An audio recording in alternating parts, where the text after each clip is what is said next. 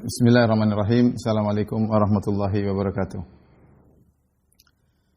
Alhamdulillahi ala ihsanih wa syukru lahu ala taufiqihi wa amtinani. Asyhadu an la ilaha illallah wahdahu la syarika lahu ta'ziman li sya'nih wa asyhadu anna Muhammadan abduhu wa rasuluhu da'ila ridwani.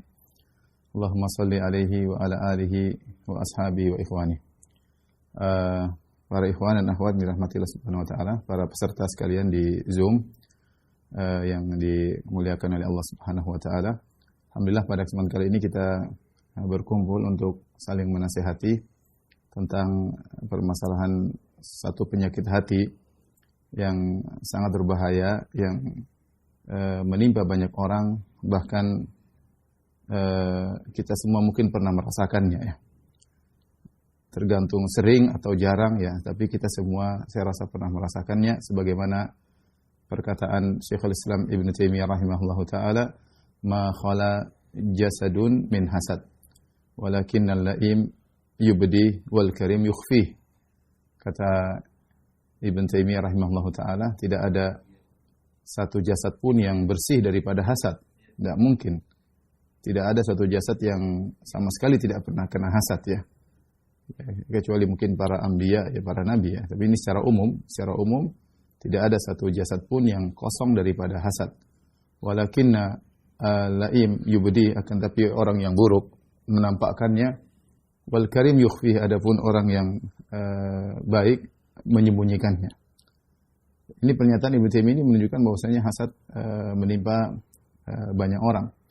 Oleh karenanya sampai-sampai Ibnu Rajab Al-Hambali dalam kitabnya Jami'ul Ulum wal Hikam menyebutkan bahwasanya hasad itu markuz. Markus itu sudah terpatri dalam jiwa manusia, punya potensi untuk hasad. Jadi manusia ketika diciptakan oleh Allah sudah memiliki potensi untuk hasad. Dan kita lihat dari anak-anak kecil. Nah, anak kecil aja timbul hasad di antara mereka, antara kakak dan adik dan kakak. Nggak ada yang ngajari hasad, tapi tahu-tahu muncul sendiri ya. Itu menunjukkan tadi sebagaimana pernyataan Ibn Rajab bahwasanya dia markuz, yaitu terpatri dalam hati-hati manusia. Maksudnya memang mereka memiliki potensi besar untuk dengki, untuk hasad, untuk iri, atau sebagian orang mengatakan syirik ya. Syirik bukan secara syar'i, tapi syirik maksudnya kamu jangan syirik, maksudnya kamu jangan dengki dan jangan hasad ya. Dan penyakit ini bukan hanya menimpa orang-orang jahat atau perkara keduniaan, bahkan menimpa orang-orang yang baik, yang mereka berkecimpung dalam akhirat ya. Karenanya Ibnu Taimiyah rahimahullah taala mengatakan hasad banyak muncul ya pada perkara-perkara yang di situ mereka bersyarikat sama-sama memiliki hal tersebut, biasanya timbul hasad di antara mereka ya. Contoh seperti dalam urusan dunia, hasad yang paling sering timbul adalah di antara para wanita dengan madunya, karena mereka sama-sama bersyarikat pada satu orang suami ya. Ini hasad yang timbul yang luar biasa besar di antara wanita-wanita tersebut, sehingga mereka disebut dengan dharair. Dharair itu maksudnya yang satu memberi mudarat kepada yang lain ya. Yang satu memberi mudarat kepada yang lain, karena kenyataannya demikian ketika wanita seorang laki memiliki istri 2 atau 3 atau 4, maka biasanya kecuali yang Allah rahmati dan Allah selamatkan, biasanya timbul hasad di antara mereka dengan hasad yang sangat kuat, dan akhirnya mereka beri mudarat satu dengan yang lainnya, menjatuhkan, merendahkan, menghina dan yang lainnya. Dan itu terjadi. Ya. Demikian juga perkara-perkara yang lain pada dunia, seperti kita dapati misalnya para pedagang hasad dengan pedagang ya. Terkadang pedagang buku hasad dengan pedagang buku ya. Bahkan tukang becak hasad sama tukang becak ya. Padahal di hadapan mereka ada orang yang lebih kaya, misalnya tukang becak 2 di hadapan suatu mall. Mereka tidak hasad kepada pemilik mall, tapi mereka hasad di antara mereka karena mereka bersyarikat pada perkara yang sama-sama tukang becak. Sama tukang jual buku berjualan di sebelah tukang jual buku. Mereka tidak hasad kepada para penjual bakso, para penjual yang lainnya, tapi mereka berhasad karena sama-sama menjual buku misalnya ya. Dan ini terjadi. Seperti juga dokter, antara dokter satu dengan dokter yang lain, timbul hasad di antara mereka. Belum kalau kita bicara tentang hasad di antara ahli politik ya, luar biasa di antara mereka ya, pertikaian yang di hadapan mata kita bagaimana hasad yang muncul di antara mereka, saling menjatuhkan, saling merendahkan, mengorek-ngorek kesalahan, mengungkit kembali jejak digital yang bisa menjatuhkan lawannya. Dan demikianlah hasad muncul karena perkara-perkara duniawi yang mereka berserikat pada sesuatu sama-sama, maka mereka bersaing di situ dan mereka sering hasad-hasadan. Demikian juga saya katakan tadi bahwasanya hasad juga menimpa dalam perkara yang berkaitan perkara akhirat ya. Oleh karenanya Ibnu Taimiyah mengatakan seorang alim yang memiliki atba, memiliki pengikut ya biasanya timbul hasad di antara mereka yang punya pengikut yang sama-sama punya pengikut. Adapun seorang tidak punya pengikut kemudian yang lain punya pengikut banyak, mungkin hasadnya kurang. Tapi kalau sama-sama punya pengikut, ini sangat mungkin terjadi hasad di antara mereka meskipun mereka adalah para dai. Dan mungkin terjadi kecuali yang Allah rahmati mereka dan diselamatkan dari penyakit hasad. Ikhwan dan akhwat, adik-adik sekalian yang dirahmati Allah Subhanahu wa taala, oleh karena kita sedang berbicara tentang penyakit yang menimpa banyak orang. Sudah saya katakan tadi, kita pun pernah merasakan hal tersebut. Ya, entah kita masih kecil atau kita sekarang, hasad sama teman kerja, hasad sama kolega, ya, hasad sama tetangga, hasad sama mungkin terjadi, sangat mungkin terjadi. Cuma ada yang mengungkapkan dan ada yang menyembunyikan. Yang buruk dia akan ungkapkan, dia akan ekspresikan atau diaplikasikan dalam perkataannya, dalam perbuatannya, tulisannya. Adapun orang yang mulia dia akan menyembunyikannya, dia tahan dan dia lawan. Dan dia tahan dan dia lawan. Hadirin rekan-rekan di Zoom dan juga para pemirsa di YouTube dan Facebook yang dirahmati oleh Allah Subhanahu wa taala. Hasad ini berbahaya ya. Saya akan sebutkan beberapa poin yang menunjukkan bahayanya hasad ya. Hasad. Yang pertama bahaya hasad. Sudah, ini ada beberapa poin yang menunjukkan bahaya hasad ya.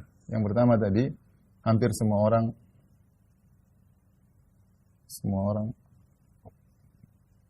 mengalami penyakit ini.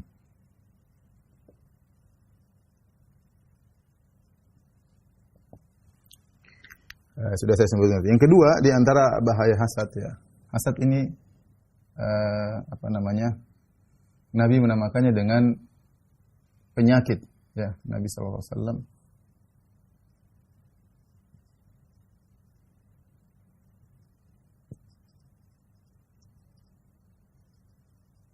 Penyakit. Jadi ini penyakit yang bukan hanya menimpa kita, bahkan telah menimpa umat-umat sebelum kita. Kata Nabi SAW, dabba alaikum ja'ul umami min qablikum ya.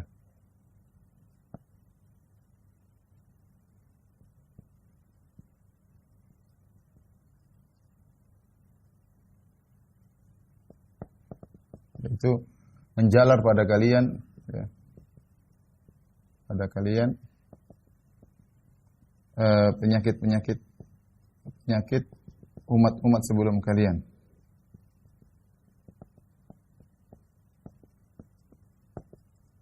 Kemudian Nabi SAW mengatakan yaitu al-hasad wal baghdha. Kata Nabi SAW, al-hasad wal baghdha, yaitu hasad dan permusuhan. Hasad dan permusuhan ya. Kemungkinan besar permusuhan tersebut muncul karena hasad ya. Permusuhan tersebut muncul karena hasad. Kemudian Nabi mengatakan wahiyal haliqah, dan penyakit ini permusuhan yang muncul karena hasad, dia adalah al-haliqah yang menggunduli. La aqulu tahliku sya'r, kata Nabi SAW, aku tidak mengatakan penyakit ini menggunduli rambut, walakinnaha tahliqud din, tapi dia menggunduli agama. Artinya apa? Kalau orang sudah terkena penyakit hasad dan baghdha, itu bisa menggugurkan agamanya dengan cepat, sebagaimana rambut mudah untuk digunduli. Kenapa? Karena kalau orang sudah hasad, potensi dia untuk menzolimi besar ya. Potensi dia untuk menzolimi besar ya. Makanya saya mungkin tambahkan lagi di sini ya. Kalau orang sudah hasad,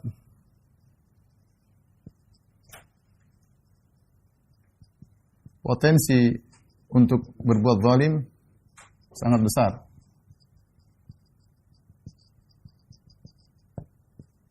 sangat besar kepada yang dihasati, ya, kepada yang dihasati. Contoh, ya, contoh banyak sekali, ya. Contohnya apa? Hasad iblis kepada Adam.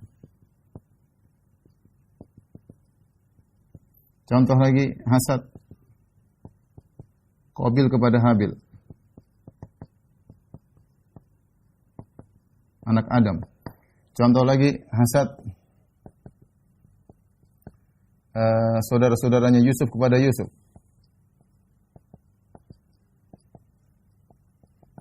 Pada Yusuf alaihissalam. Contoh lagi, hasad Yahudi kepada kaum muslimin, kepada para sahabat. Ya. Ini contoh-contoh, ya. Yang menunjukkan hasad sangat berbahaya, karena kalau orang sudah hasad biasanya ada actionnya, tidak hanya dia simpan dalam hatinya, dia action, baik dengan perkataan maupun dengan perbuatan, ya. Contoh misalnya hasad iblis kepada Adam. Iblis hasad kepada Adam, yang sebelumnya iblis adalah makhluk yang mulia, jin yang mulia, ahli ilmu, dia berilmu dan dia rajin ibadah. Bahkan saking hebatnya iblis, maka dia disejajarkan dengan para malaikat. Artinya dia gaulnya sama para malaikat di langit karena mulianya iblis, ya. Tapi dia bukan dari jenis malaikat, tetapi dia sangat saking hebatnya, maka dia gaulnya sama malaikat. Sampai akhirnya muncul, Allah ciptakan makhluk baru, Adam alaihissalam, yang Allah berikan banyak kelebihan kepada Adam alaihissalam. Di antaranya diciptakan langsung dengan kedua tangan Allah Subhanahu wa taala. Di antaranya Allah ajarkan ilmu kepada Nabi Adam alaihissalam, wa 'allama Adam al-asma'a kullaha. Allah mengajarkan seluruh ilmu kepada Nabi Adam. Kemudian di antaranya Allah menyuruh para malaikat dan iblis sujud kepada Adam. Hal ini tidak bisa diterima oleh iblis. Iblis hasad kepada Adam, ya, sampai berkata ketika Allah mengatakan, "Ma mana'aka an tasjuda lima khalaqtu bi yadayya?" Apa yang mencegah engkau untuk sujud kepada yang aku ciptakan dengan kedua tanganku, wahai iblis? Yaitu Allah Subhanahu wa taala sudah menyebutkan tentang kemuliaan Adam, tinggal sujud. Iblis dengan hasad mengatakan, "Ana khairun minhu." Aku lebih baik daripada dia. Aku tidak mau disamakan, apalagi direndahkan. Iblis tidak mau disamakan, apalagi direndahkan. "Ana khairun minhu." Aku lebih baik daripada Adam. "Khalaqtani min narin wa khalaqtahu min tin." Kau ciptakan aku dari api, kau ciptakan Adam dari tanah. Disamakan aja enggak mau, apalagi martabatnya di bawah Adam. Sehingga hasad iblis kepada Adam menjadikan dia pun berusaha agar mengeluarkan Adam dari surga. Dan bukan hanya itu, dia berkelanjutan hasadnya bukan cuma antara dia dengan Adam, bahkan untuk hasad kepada anak keturunan Adam. Menakjubkan, ya. Hasad dia bukan hanya kepada Adam, tapi bahkan kepada anak keturunannya, ya. Maka iblis pun bersumpah untuk menggoda kita seluruhnya, ya. La uzayyinanna lahum fil ardi wa la ughwiyannahum ajma'in. Ya Allah, sungguh aku akan menghiasi kemaksiatan di hadapan anak-anak Adam. Dan sungguh, ya Allah, demi Allah aku akan menyesatkan mereka seluruhnya, ya. Illa ibadaka minhumul mukhlasin, kecuali yang ikhlas yang akan selamat. Tsumma la'atiyannahum min baini aydihim la aqudanna lahum siratal mustaqim. Kata iblis, ya Allah, aku akan duduk di jalan, mencegah mereka menuju jalan yang lurus. Aku akan belokkan mereka. Setiap jalan yang ditempuh anak Adam akan aku duduk di situ. Ya. Ya. Tsumma la'atiyannahum min baini aydihim. Kemudian aku akan menggoda mereka dari depan. Wa min khalfihim, dari belakang. Wa an aymanihim wa an syama'ilihim, dari kanan, dari kiri. Wa la tajidu aktsarahum syakirin. Engkau akan dapati kebanyakan mereka tidak bersyukur. Intinya, iblis hasad kepada Adam. Dan hasil tersebut membuat dia berbuat zalim kepada Adam, bahkan kepada anak keturunan Adam, dan mengakibatkan dia masuk neraka, dan dia tidak peduli, yang penting dia puas bisa menyesatkan anak-anak Adam dan Adam. Hasad Qabil kepada Habil. Hasadnya apa? Karena sama-sama bersyarikat pada sesuatu, yaitu korban yang mereka korbankan kepada Allah Subhanahu wa taala. Watlu alaihim naba'a bani Adam bil haqqi idh qarraba qurbanan fatuqbila min ahadihima wa lam yataqabbal min al-akhar qala aqtulanna qala inna ma yataqabbalu Allahu minal muttaqin. Ceritakanlah kepada mereka tentang dua anak Adam yang keduanya berkorban kepada Allah Subhanahu wa taala. Maka yang satu diterima, satu tidak. Habil korbannya diterima, Qabil tidak diterima, ya. Maka Qabil berkata, "La aqtulanak, aku akan bunuh engkau." Padahal itu adiknya sendiri, Ya, bagaimana Qabil membunuh adiknya sendiri. Bayangkan. Ya, ini hasad kakak kepada adik. Kakak kepada adik. Maksudnya saking parahnya hasad, ya, sehingga seorang kadang tidak peduli bahwasanya itu saudara kandungnya, ya, dan dia tidak peduli, dia memuaskan hasadnya. Seperti juga hasad Yusuf, saudara-saudara Yusuf kepada Yusuf, ya. La Yusuf wa akhuhu ahabbu ila abina minna inna wa nahnu usbah inna abana la fi dhalalin mubin. Uqtulu Yusuf aw itrahuhu ardan yakhlu lakum wajhu abikum wa takunu min ba'dihi qauman salihin. Kata mereka, Yusuf dan saudaranya Binyamin lebih disayang oleh bapak kita daripada kita, padahal kita lebih banyak. Nahnu usbah, kita 10 orang, mereka cuma berdua. Akhirnya apa? Uqtulu Yusuf, bunuh Yusuf, sampai pada tingkatan ingin membunuh adik mereka sendiri. Kenapa? Hasad. Jadi hasad ini bisa melakukan apa saja, ya, karena kedengkian yang luar biasa. Seorang ingin melepaskan kedengkiannya dengan action, dengan memberi mudarat kepada orang dia hasati. Uqtulu Yusuf, bunuhlah Yusuf. Awi trahuhu, atau buanglah dia suatu tempat yang jauh. Akhirnya bapak kita tidak melihat dia lagi. Akhirnya bapak kita bisa fokus kepada kita. Dan akhirnya mereka, bayangkan apa yang mereka lakukan. Mereka masukkan Yusuf dalam sumur. Setelah itu mereka jual Yusuf sebagai budak, uangnya mereka ambil. Ya, mereka jual budak Yusuf sebagai budak ke negeri kafir.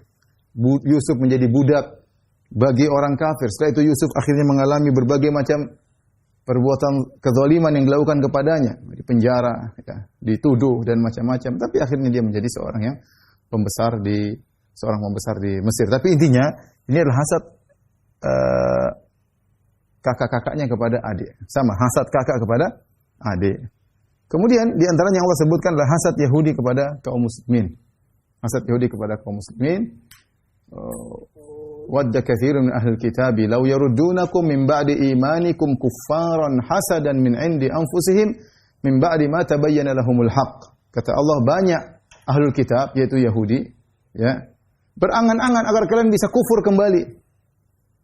Kenapa ingin orang-orang Islam kufur? Karena mereka merasa tersaingi. Mereka merasa mereka ahlul kitab yang paling hebat.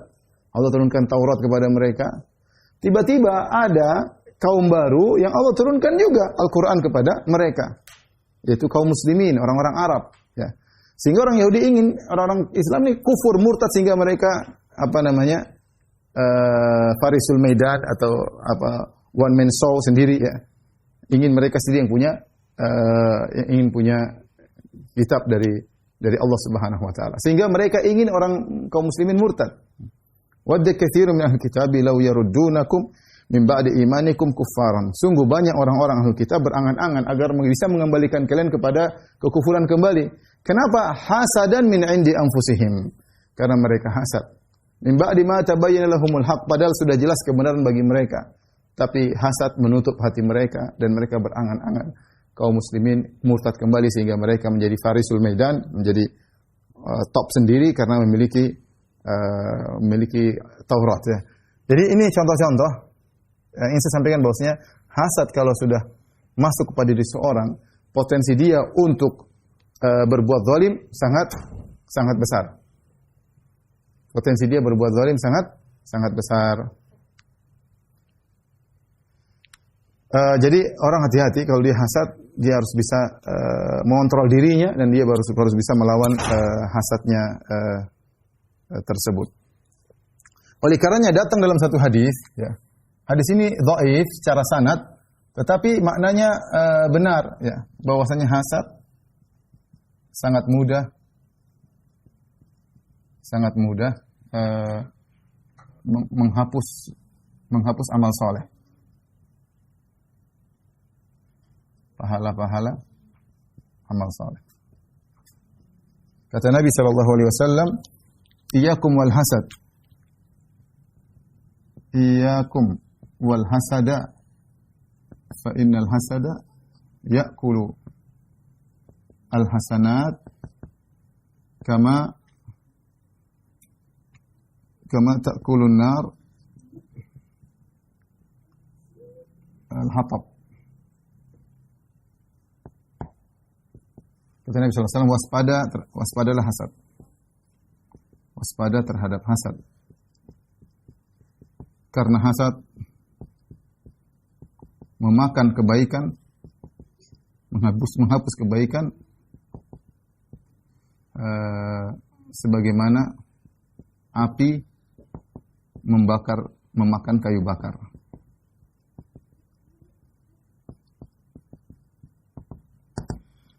Hadis ini saya ulangi lagi, sanadnya dhaif secara sanad, tetapi maknanya benar oleh karena dijadikan dalil oleh para ulama ya tentang hal ini karena dia didukung secara syawahid, maknanya banyak hadis-hadis yang mendukung makna ini. Di antaranya tadi sudah dijelaskan kalau hasad itu mudah membuat orang zalim. Demikian juga tadi Rasulullah menjelaskan penyakit umat terdahulu adalah al-hasad wal baghdha, dan dia al-haliqah. Al-baghdha, permusuhan yang timbul karena hasad ini mudah mengikis, mencukur agama. Ya, sehingga kebaikan-kebaikan bisa cepat habis. Perhatikan di sini, hadis ini menunjukkan dua hal. Yang pertama, hasad menggugurkan pahala.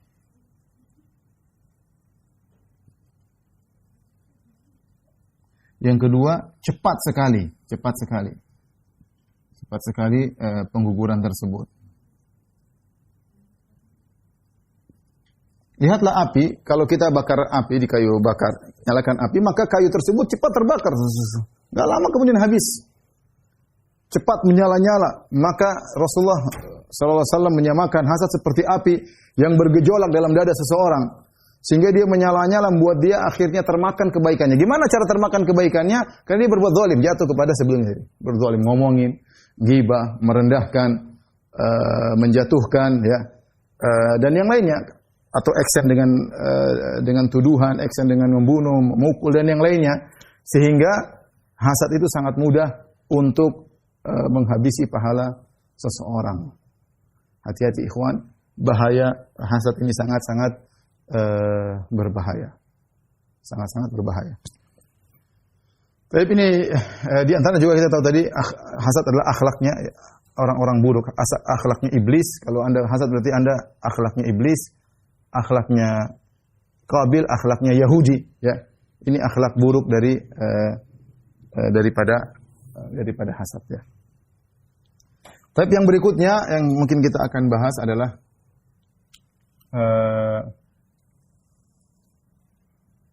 model-model hasad.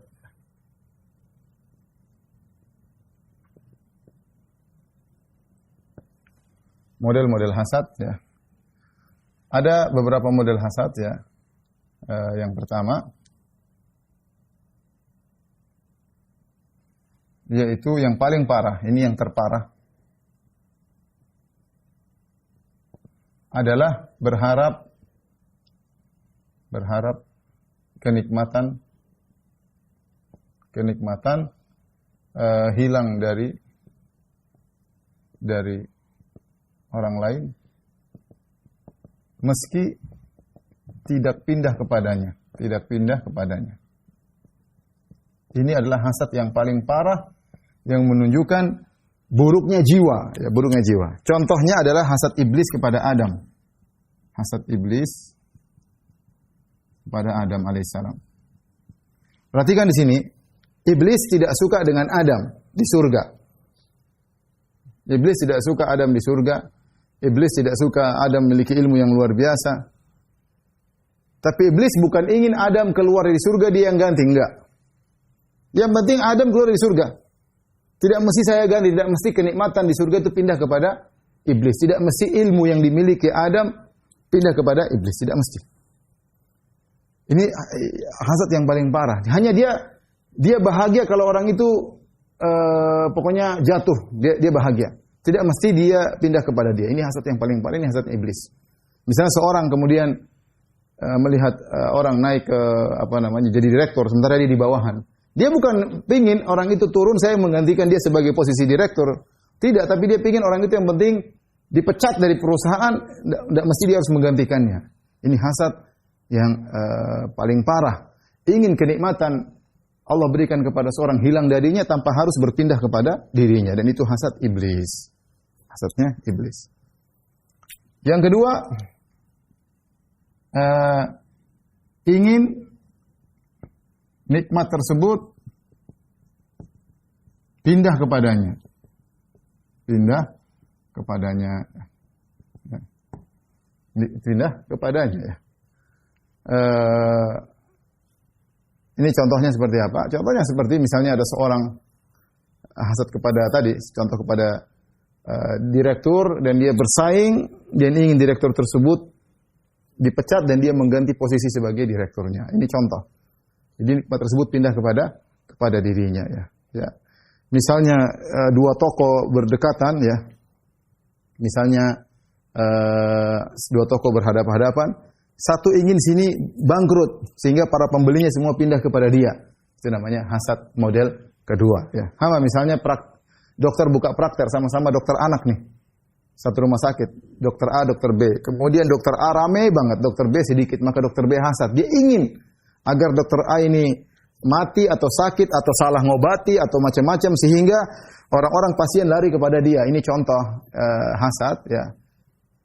Ingin nikmat tersebut pindah kepada dirinya. Ini juga parah.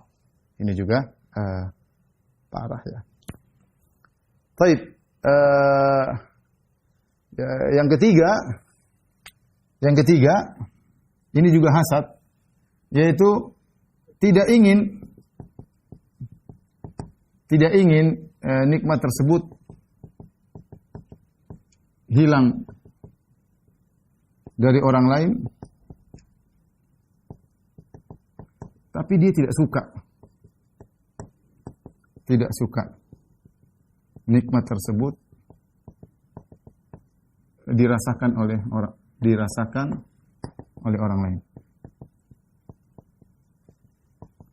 Jadi ini antum harus mengerti ini banyak menimpa kita. Ini model hasad. Ini model hasad rendah, ini model hasad rendah. Tapi ini waspada yang ini. Apa? Sekedar enggak suka, maka itu hasad. Coba lihat, kenapa? Kok enggak suka? Itu berarti anda hasad. Ya, mungkin anda merasa tidak hasad, tapi ketika muncul ketidaksukaan, tidak bisa kita tolak, kita enggak suka. Hasad berarti. Hasad. Lihat orang, misalnya kita sama-sama di kelas ranking 1, kok enggak suka dari ranking 1? Kenapa? Berarti ada hasad. Ya. Bukan tidak sampai pada derajat berikutnya, pingin dia gugur enggak, tapi ada enggak ketidaksukaan. Dia sudah di ranking 1, oke lah. Tapi kenapa saya enggak suka? Ini hasad. Seperti satu DKM masjid pada DKM yang lain, kok DKM masjid yang lain kok rame, kok enggak suka? Kenapa enggak suka? Saya senang ke orang-orang Islam, tapi saya kok enggak ada ketidaksukaan. Kok rame? Ini hasad. Ustadz dengan ustadz yang lain, ustadz satu kok yang hadir banyak, kok saya enggak suka?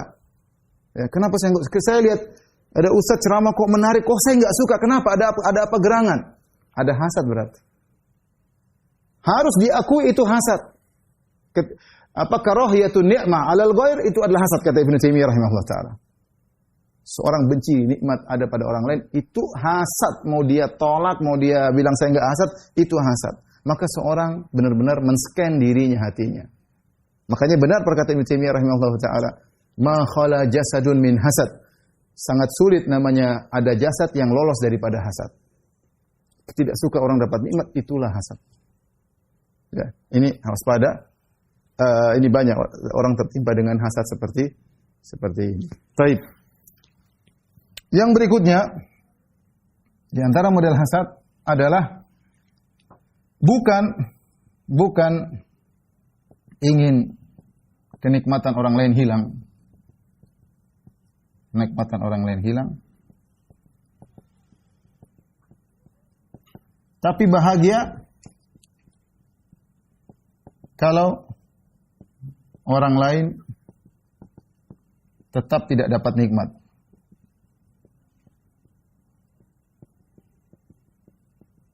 Bahagia. Contoh bagaimana? Contoh, dia punya toko, kemudian ada toko satu nggak laku. Dia pingin itu nggak laku terus, biar laku sama dia. Dia bahagia. Orang itu tidak ada kenikmatan, tidak. Tadi kalau hasad biasanya kan ada kenikmatan, dia pingin hilang. Enggak, ini dia tidak, lawannya tersebut atau saudaranya tersebut tidak punya kenikmatan, tapi dia senang kalau temannya begitu terus. Senang kalau temannya goblok terus. Ya. Dia punya ilmu, dia sembunyikan. Kenapa? Dia pingin temannya nggak tahu terus, sehingga dia yang selalu tampil misalnya. Ini juga hasad. Bukan ingin kenikmatan hilang, tapi ingin orang itu nggak dapat kenikmatan. Gimana caranya? Dengan dia sembunyikan ilmunya, dengan pingin kalau orang mungkin mau buka apa dia nggak sarankan, ya. Ada orang mau buka misalnya channel YouTube dia nggak sarankan, ada orang bikin pondok dia nggak sarankan. Dia pingin dia sendiri yang eksis. Bukan kenikmatan yang hilang, ingin dia hilangkan, tapi dia ingin orang lain tetap di atas ketiadaan nikmat. Ini juga hasad. Ini juga waspada ikhwan, jangan sampai seorang terjebak dengan hasad ini juga hasad. Ini semua bentuk-bentuk hasad. Seorang waspada, benar-benar mengecek dirinya, ya. Saya hasad ya atau tidak ya. Dan ini saya katakan menimpa semua orang, baik anak kecil, baik anak sekolahan, baik jabat, baik ustadz, baik urusan dunia, baik urusan akhirat. Hasad bisa saja muncul pada diri seseorang. Inilah model-model hasad. Kemudian kita lanjutkan model-model hasad yang haram ya. Baik, berikutnya saya ingin menyampaikan model-model hasad yang boleh. Hasad yang boleh. Adakah hasad yang boleh? Ada hasad yang boleh. Hasad yang boleh di antaranya adalah yang pertama, kata Ar-Razi, hasad kepada orang kafir yang menggunakan kelebihannya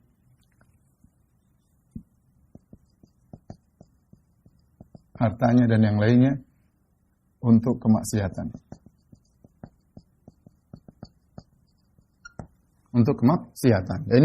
Jadi seorang hasad lihat orang kafir misalnya ternyata dia gunakan uangnya untuk ini, untuk foya-foya, dia jengkel orang itu. Kemudian dia miskin, nggak apa-apa. Kenapa? Karena dia bukan hasad apa-apa, bukan, tapi dia benci karena uang tersebut atau kelebihan tersebut, jabatan kayak harta kayak digunakan untuk yang tidak benar, maka dia pun hasad pada sisi itu, ya, pada sisi itu. Maka Ar-Razi mengatakan itu tidak mengapa ya. Kemudian hasad yang berikutnya adalah yang disebut dengan al-ghibtah. Al-ghibtah secara gampangannya itu ingin sukses seperti orang lain tanpa hilangnya nikmat dari orang lain tersebut.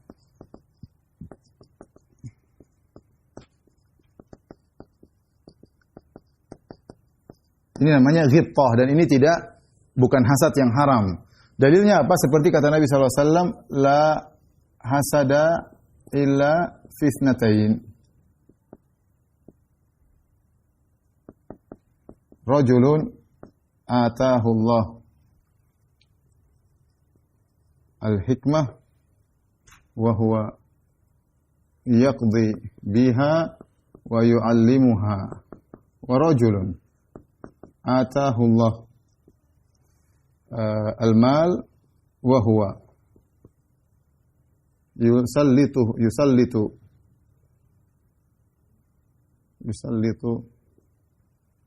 ala halak wa huwa yusallituhu ala halakatihi fil haq. Kata Nabi SAW, tidak ada hasad kecuali kepada dua orang, ya. Tidak ada hasad kecuali pada dua orang. Itu hasad ini boleh. Siapa dua orang tersebut? Yang pertama adalah orang alim. Yang kedua adalah donatur. Yang pertama adalah orang yang Allah berikan pada hikmah, itu ilmu, dan dia berhukum dengan ilmu tersebut dan dia mengajarkan ilmu tersebut. Yang kedua, rajulun atahullahul mal, orang Allah berikan pada dia harta, wa huwa yusallitu ala halakati. Dia gunakan harta tersebut ala halakatihi. Yusallitu ala halakatihi, kata para ulama, yaitu dia menguasai harta tersebut untuk menghabiskannya. Kata sebagian ulama, ini menunjukkan dia ada usaha. Artinya apa? Dia melawan, dia cinta sama harta. Siapa sih tidak cinta sama harta? sifat manusia suka sama harta, tapi dia yusallituh, dia menguasai harta tersebut. Itu ada dia memaksakan dirinya untuk menghabiskan harta tersebut dalam kebenaran. Maka orang seperti itu boleh kita hasati. Dua orang hebat, orang alim yang mengamalkan ilmunya dan mengajarkannya. Yang kedua donatur. Dengan dua orang inilah maka agama tegak. Seperti saya sampaikan, makanya di awal dakwah Allah Subhanahu wa taala mentakdirkan Nabi Muhammad sallallahu alaihi wasallam bertemu dengan orang kaya. SAW bertemu dengan istrinya Khadijah radhiyallahu anha yang saudagar kaya raya yang akhirnya menghibahkan seluruh hartanya di jalan Allah Subhanahu wa taala. Kemudian Rasulullah ditakdirkan oleh Allah bertemu dengan Abu Bakar radhiyallahu taala yang juga kaya raya, yang juga mengorbankan hartanya di jalan Allah Subhanahu wa taala. Demikian juga bertemu dengan Abdurrahman bin Auf dan orang-orang di awal Islam yang sangat Nabi membutuhkan harta mereka untuk berjihad di jalan Allah Subhanahu wa taala. Maka dua orang ini adalah dua orang yang mulia dalam Islam, karena makanya Rasulullah boleh hasad kepada dua model orang ini. Boleh hasad kepada dua model orang ini. Contoh ya, Ibn Taimiyah rahimahullah taala dalam kitabnya atau risalahnya Amradul Qulub. Contoh, beliau menyebutkan dua contoh ya, di antaranya ghibtahnya Umar kepada Abu Bakar.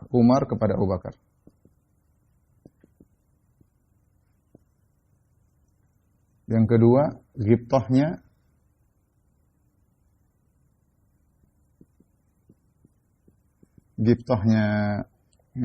Musa alaihissalam, Nabi Musa kepada Nabi Muhammad SAW.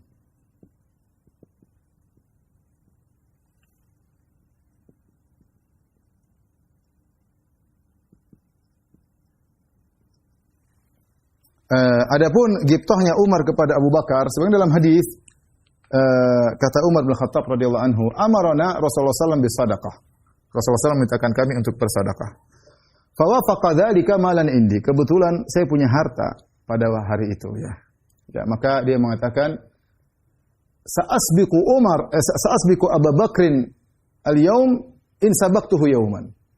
Hari ini kata Umar, saya akan melombai Abu Bakar, ya. Akan melombai Abu Bakar. Kalau saya bisa mengalahkan dia, ya hari ini kesempatannya. Kebetulan saya punya duit. Kebetulan Nabi suruh saya untuk bersedekah. Faji'tu Rasulullah sallallahu alaihi wasallam binisfi mali, maka aku pun datang bawa setengah hartaku. Rasulullah SAW bertanya, "Ma abqaita li ahlik?" Apa yang kau sisakan untuk keluargamu? Kata Umar, "Abqaitu lahum mislahu." Aku sisakan yang seperti yang saya bawa. Jadi harta bagi dua, setengah buat Rasulullah, setengah buat keluarganya. Faja Abu Bakrin, maka datang Abu Bakar radhiyallahu anhu bimali kulli, dia bawa seluruh hartanya. Kemudian Rasulullah bertanya, "Ma abqaita li ahlik?" Apa yang kau sisakan untuk keluargamu? Kata Abu Bakar radhiyallahu anhu, "Abqaitu lahumullah wa rasul." Aku sisakan bagi mereka Allah dan Rasulnya. Ya. Kata Umar, saya tidak bisa mengungguli Abu Bakar sampai kapanpun. Jadi ini ghibtah, semangat untuk bisa menyaingi Abu Bakar, bukan ingin Abu Bakar, mereka saling mencintai, saling menyayangi, dua sahabat yang luar biasa, sampai di kuburan pun mereka berdampingan ya. Tetapi Umar ada ghibtah, ingin menyaingi Abu Bakar radhiyallahu taala anhu. Dan Allah telah mengatakan wa fi dzalika falyatanafasil mutanafisun. Untuk urusan surga bersainglah. Tapi ini yang pertama. Contoh yang kedua, ghibtahnya Musa alaihissalam kepada Nabi sallallahu alaihi wasallam. Musa alaihissalam kepada Nabi sallallahu alaihi wasallam. Disebut dalam ketika Isra Mi'raj, Nabi bertemu dengan Nabi Musa alaihissalam. Kemudian falamma tajawazahu, tatkala Nabi Muhammad sallallahu alaihi wasallam sudah melewati Musa, fabaka, maka Nabi Musa menangis. Nabi sallallahu alaihi wasallam lewat, Nabi Musa menangis. Maka Allah bertanya, "Ma yubkik, apa yang buat kau menangis wahai Musa?" Kata Nabi Musa alaihissalam, "Bu'itha ba'di gulamun yadkhulul jannata min ummatihi aktsaru min ummati," atau kama qala. Maka kata Nabi Musa alaihissalam, "Ya Allah, diutus setelahku seorang pemuda yang umatnya lebih banyak masuk surga daripada umatku." Ini yang buat Nabi Musa menangis. Kenapa? Dia ada ghibtah, ada kecemburuan, pinginnya Nabi Musa mencapai pada derajat tinggi, bukan benci sama Nabi. Kalla, tentu tidak. Bahkan Nabi Musa sangat sayang kepada kita. Makanya sebagaimana kita sering sampaikan ketika Nabi Muhammad SAW diberikan perintah 50 kali waktu salat, turun Nabi Musa kasih nasihat, "Wahai Rasulullah, wahai Muhammad, terlalu banyak minta keringanan. Seandainya kalau Nabi Musa benci kepada kita, udah biarin aja 50, pasti tewas semua. Umat Muhammad tidak bisa sholat 55, 5 saja bolong-bolong. Tapi Nabi Musa sayang kepada kita sampai Nabi Musa mengatakan kepada umat Muhammad sallallahu alaihi wasallam, Nabi Musa mengatakan, ya, kembalilah irji' ila rabbik. Watlub minhu takhfif, mintalah keringanan. Akhirnya Rasulullah minta keringanan. Jadi 45. Turun lagi Nabi Musa minta lagi. 45 jadi 40. Minta lagi 35, 30. Kemudian 25, 20. Terus sampai tinggal 5. Tinggal 5 Rasulullah turun, kata Nabi Musa minta lagi keringanan. Inna ummataka la tutiku dzalik. Umatmu tidak bakalan mampu salat 5 waktu setiap hari. Wa inni jarrabtu, aku telah mencoba hal ini kepada kaumku dan mereka tidak mampu. Ya. 5 terlalu berat. Nabi Musa masih minta agar Rasulullah SAW minta keringanan. Rasulullah bilang, aku stahyatu min Rabbi, aku malu kepada Allah Subhanahu wa taala. Akhirnya kita melaksanakan kewajiban 5 waktu. Jadi maksud jangan sampai terpikir Nabi Musa menangis gara-gara pingin Rasulullah jatuh, enggak. Tapi dia ghibtah. Ghibtah itu kenapa saya tidak mencapai orang tersebut? Kedudukan Rasulullah sallallahu alaihi wasallam kedudukan yang mulia karena banyaknya jumlah umat Muhammad yang mau surga menunjukkan kemuliaan Nabi sallallahu alaihi wasallam dan pahala Nabi semakin banyak ya karena banyak orang dapat hidayah lewat Nabi sallallahu alaihi wasallam, kedudukannya semakin tinggi di sisi Allah Subhanahu wa taala. Ini namanya ghibtah, membuat dia menangis. Membuat dia menangis. Ibnu Taimiyah rahimahullah taala ketika membahas 2 contoh ini, dia mengatakan ini semua boleh. Ini semua adalah boleh. Seorang ghibtah. Tetapi yang lebih afdal adalah Abu Bakar dan Rasulullah sallallahu alaihi wasallam. Yaitu apa? Abu Bakar melakukan kebajikan tanpa memandang orang lain. Tanpa harus bersaing sama orang, ini fokusnya kepada Allah. Sama Rasulullah SAW juga berdakwah tanpa harus membandingkan dirinya dengan nabi-nabi yang lain. Dia fokus bagaimana mencari keridhaan Allah Subhanahu wa taala. Itu lebih afdal. Sehingga tidak perlu bersaing dengan yang lain, tapi dia sendiri maju tanpa harus ada pesaing di sampingnya. Dan itu lebih afdal kata Ibnu Taimiyah rahimahullah taala. Contohnya Abu Bakar radhiyallahu anhu yang bersedekah tanpa harus memandang ada pesaingnya atau tidak. Sebagaimana Nabi SAW berdakwah tanpa harus memandang pesaingnya atau tidak. Maka itu lebih afdal, lebih bisa membuat hati kita terjaga. Kalau kita beramal soleh, tidak usah lihat orang, kita sendiri terfokus beramal, kita lihat akhirat kita pingin mulia, kita pingin tinggi di akhirat, maka semangatlah. Tapi kalau memang kita bisa semangat melihat orang lain, tidak ada masalah. Yang penting ghibtah, jangan hasad. Yang penting ghibtah, jangan hasad. Saya ulangi lagi, ghibtahlah ingin sukses dengan seperti orang lain tanpa berharap hilangnya nikmat dari orang lain tersebut, tanpa berharap ya. Tanpa berharap hilangnya nikmat tersebut dari orang lain tersebut. Taib, habis ini kita bahas tentang cara menyelamatkan diri pada hasad. Tolong dihapus. Berjuang melawan hasad ya. Kalau bagaimana cara berjihad melawan hasad?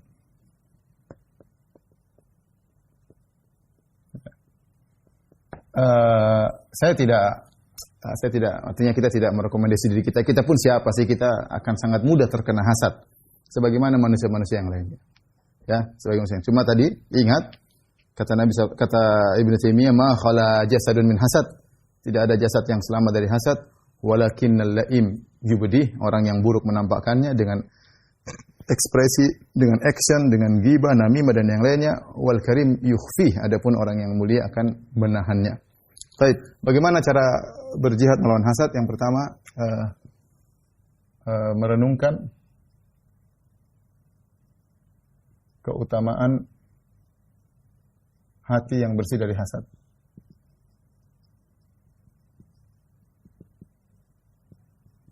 Allah Subhanahu wa taala telah memuji suatu kaum ya. Allah memuji suatu kaum yang mereka bersih dari hasad, di antaranya kaum Ansar. Kata Allah Subhanahu wa taala tentang kaum Ansar ya. Walladzina tabawwa'u ad-dara min qablihim yuhibbuna man hajara ilaihim wala yajiduna fi sudurihim hajatan mimma utu wa yu'thiruna ala anfusihim walau kana bihim khasasah wa may yuqashihu nafsihi fa ulaika humul muflihun. Dalam surat Al-Hasyr kata Allah, walladzina tabawwa'u daral imana min qablihim. Dan orang-orang yang sudah tinggal di kota Madinah dan sudah beriman sebelum kaum Muhajirin, yuhibbuna man hajara ilaihim, mereka mencintai orang-orang berhijrah kepada mereka. Wala yajiduna fi sudurihim hajatan, dan mereka tidak menemukan dalam dada mereka ada suatu hajat. Itu banyak menafsirkan itu hasad. Mereka tidak hasad kepada kaum Muhajirin. Ansar tidak hasad kepada Muhajirin. Wala yajiduna fi sudurihim hajatan mimma utu, mereka tidak hasad kepada apa yang Allah berikan kepada kaum Muhajirin. Apa keutamaan kaum Muhajirin? Masuk Islam terlebih dahulu. Kemudian disebut oleh Allah terlebih dahulu. Allah mengatakan selalu Muhajirin dulu baru Ansar. Ya, misalnya wasabiqunal awwaluna minal muhajirin wal ansar. Dalam surat Al-Hasyr juga Allah sebutkan Muhajirin dulu baru Ansar. Mereka lebih dahulu masuk Islam daripada Ansar. Ya, mereka kebanyakan satu suku dengan Nabi SAW sama-sama Quraisy. Mereka tidak hasad. Kaum Ansar. Sampai akhirnya ketika Rasulullah SAW meninggal yang dibaiat Abu Bakar dari kaum Muhajirin. Tidak ada hasad dalam hati mereka. Ya. Jadi merenungkan keutamaan hati bersih, hati yang bersih dari hasad. Dan ini contoh, yaitu contohnya aplikasinya adalah contohnya kaum Ansar.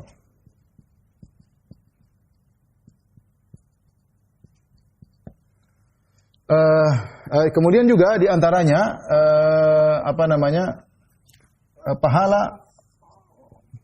pahala orang yang tidak hasad adalah masuk surga.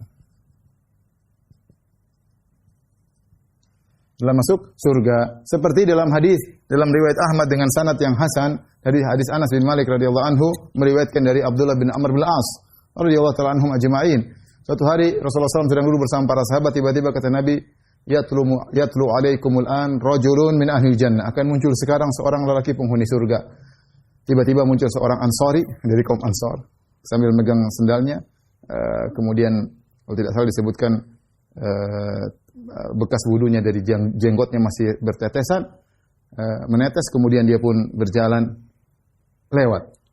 Besok harinya Nabi ngomong lagi, yatlu alaikumul an rajulun min ahli jannah. Akan muncul sekarang seorang penghuni surga. Orang itu muncul lagi. Besoknya demikian lagi, yatlu alaikumul an rajulun min ahli jannah. Akan muncul seorang penghuni surga. Muncul itu orang itu lagi. Akhirnya Abdullah bin Amr bin As penasaran. Dia pun pergi ke orang tersebut. Dia ngikutin sampai ke rumahnya. Kemudian dia minta alasan. Saya ada sesuatu dengan ayah saya mau nginap di sini. Oh silakan, orangnya baik, silakan. Dia selama 3 hari dia ingin tahu apa sih ibadah orang ini untuk diikuti oleh Abdullah bin Amr bin As yang terkenal rajin ibadah. Ya.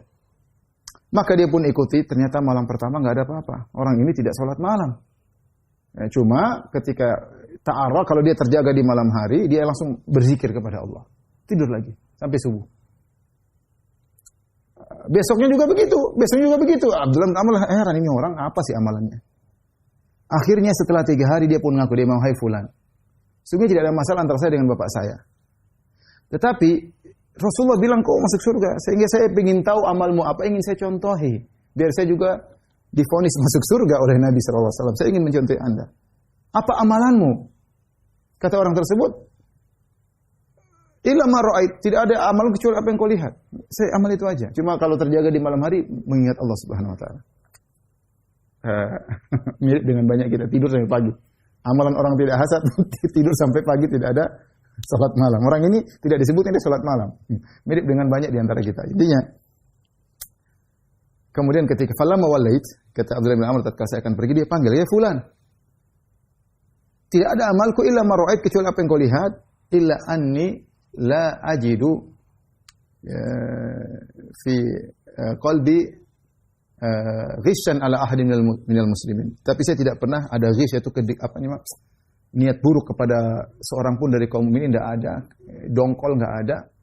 Wala hasadan ala nikmatin a'tahu Allahu iyyah. Dan aku juga tidak pernah hasad kepada satu nikmat pun yang Allah berikan kepada seorang pun dari kaum muslimin. Subhanallah, ternyata yang buat dia masuk surga, divonis masuk surga, diikrarkan oleh Nabi masuk surga sampai 3 hari, dia tidak pernah hasad. Apa kata Abdullah bin Amr bin As? Hadzal ladzi balagha bika huwa alladzi la nutiquhu. Ini yang telah kau sampai derajat ini, itu yang kami tidak mampu. Yang kami tidak mampu. Ya. Jadi hasad, kalau orang hasad, orang tidak hasad maka dia dijamin masuk masuk surga. Dia masuk surga. Kemudian di antaranya orang yang tidak hasad. Hasad orang yang bahagia, orang yang bahagia. Ini juga kita renungkan. Anda kalau Anda hasadnya tidak bahagia, kenapa? Selalu pingin seperti itu, pingin seperti ini, jengkel ada orang berhasil, jengkel ada orang sukses, jengkel, Anda tidak bahagia. Tapi kalau Anda tahu itu semua adalah keputusan Allah Subhanahu wa taala, ridha dengan apa yang Allah bagikan kepada Anda dan kepada dia, Anda akan bahagia. Di antara musuh kebahagiaan adalah hasad, ya. Musuh kebahagiaan adalah hasad. Orang kalau sudah hasad, hilang qanaahnya. Hasad menghilangkan qanaah. Kalau sudah hilang qanaah, hilang kebahagiaan. Hilangkan qanaah. Qanaah itu sifat yang mulia yang membuat orang bisa hilang gara-gara hasad. Tapi di antara untuk bisa melawan hasad, ya, bahwasanya hasad adalah bentuk protes kepada keputusan Allah. Ahum yuqsimuna rahmata rabbik. Ya. Nahnu qasamna bainahum ma'isyatahum fil hayatid dunya. Jadi hasad bentuk protes kepada keputusan Allah. Ya. Apakah mereka yang bagi-bagi rahmat Allah? Allah yang bagi-bagi. Ya, kata seorang salaf ketika saya baca ini ayat ini, maka saya tahu semua sudah ditentukan oleh Allah, maka tidak hasad lagi. Ya, sudah selesai. Allah yang bagi-bagi, Allah menjadikan dia cerdas, Allah jadikan dia pejabat, Allah jadi sudah itu masing-masing sudah dibagi oleh Allah. Kalau Anda tidak setuju dia kaya, Anda tidak setuju dia pintar, Anda tidak setuju dia sukses, berarti Anda protes dengan keputusan Allah. Seakan-akan Anda mengatakan, ya Allah, Engkau salah membagi. Harusnya saya yang pintar bukan dia. Harusnya saya yang sukses bukan dia. Harusnya saya yang pengikutnya banyak bukan dia. Ini berarti bentuk protes kepada keputusan Allah. Dan ini melazimkan apa? Su'udzon kepada Allah. Berburuk sangka kepada Allah. Seakan-akan Allah tidak bijak.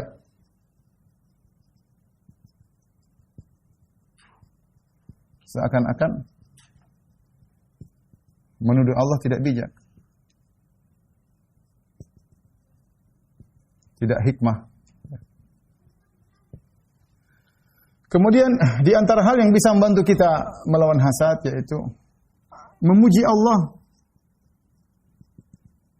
Kita tidak diuji dengan kenikmatan saudara kita, orang lain.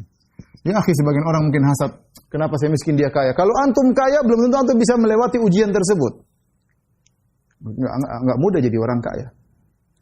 Ada hasad, kenapa dia ganteng, saya kok pas-pasan? Kalau antum ganteng, belum tentu antum bisa melewati ujian. Antum ganteng, banyak cewek yang naksir, banyak ganggu, bisa maksiat terus. Sombong, angkuh, dan macam-macam. Bisa jadi seorang wanita hasad kepada wanita lebih cantik daripada dia. Belum tentu kalau anti cantik seperti dia, belum tentu anti bisa baik, malah jadi artis, malah buka-buka aurat. Kita enggak tahu. Sudahlah, terima pemberian Allah Subhanahu wa taala. Jangan seorang ustaz hasad kepada yang lainnya, sana pengikutnya banyak. Kalau antum seperti dia, pengikutnya banyak, belum tentu antum bisa ikhlas. Mending antum pengikutnya sedikit, bisa ikhlas. Ya, tulus dalam berdakwah, tidak mengharapkan dunia. Ketika pengikut banyak, belum tentu. Macam-macam pikiran, cari pujian, cari sanjungan, pikir bisnis lah, duit lah, macam-macam, kita nggak tahu. Maka bersyukurlah dengan apa yang Allah berikan. Karena bisa jadi antum berharap satu nikmat yang belum tentu antum bisa melaksanakan kewajiban syukurnya. Itu di antara hal yang buat kita mungkin untuk apa? Kita bisa tidak hasad, kita tidak diuji dengan kenikmatan orang tersebut. Kenapa? Karena belum tentu kita bisa mensyukurinya. Kita bisa lulus dari ujian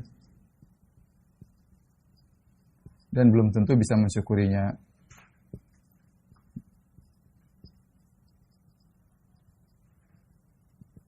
Di antara hal yang membantu kita untuk hasad, untuk tidak hasad, ingat, hasad adalah akhlak iblis. Iblis dan Yahudi. Maka jangan ikut akhlak mereka sebagaimana sudah kita jelaskan ya. Di antara untuk dari hasad berdoa kepada Allah Subhanahu wa taala. Di antaranya doa yang Allah sebutkan setelah Allah memuji kaum Muhajirin, kaum Ansar, kata Allah, walladzina ja'u min ba'dihim yaquluna rabbana ighfir lana wa li ikhwanina alladzina sabaquna bil iman wa la taj'al fi qulubina ghillan lil ladzina amanu rabbana innaka ra'ufur rahim, yaitu wa la taj'al fi qulubina ghillan lil ladzina amanu rabbana innaka ra'ufur rahim.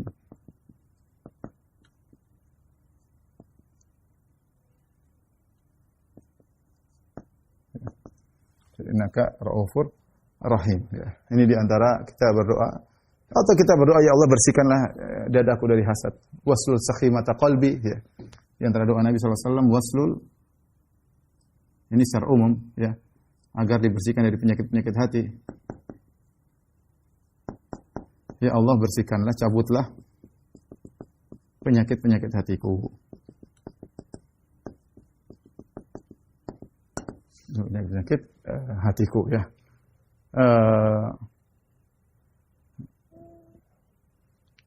Kemudian di antara yang bisa kita lakukan juga melawan hasad adalah memuji orang yang kita hasati.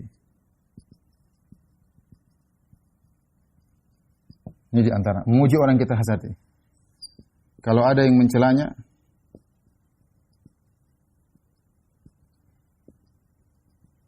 jangan diam dan bahagia.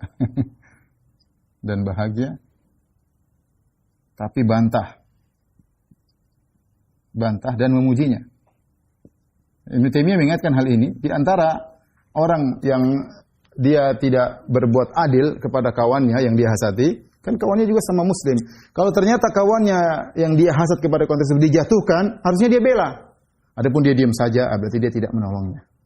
Suatu saat nanti dia butuh pertolongan, dia tidak ditolong, kata Ibnu Taimiyah rahimahullah ta'ala. Kawan yang dia hasati sekarang sedang dijatuhkan, harusnya dia bela.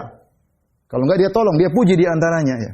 Ya. Tapi dia diamin aja. Jadi caranya kita harus lawan penyakit hati kita. Caranya kita bela dia, caranya kita puji dia. Ya, kalau perlu saya tambahkan yang dikatakan Ibnu Taimiyah, kalau perlu apa, kasih hadiah sama dia.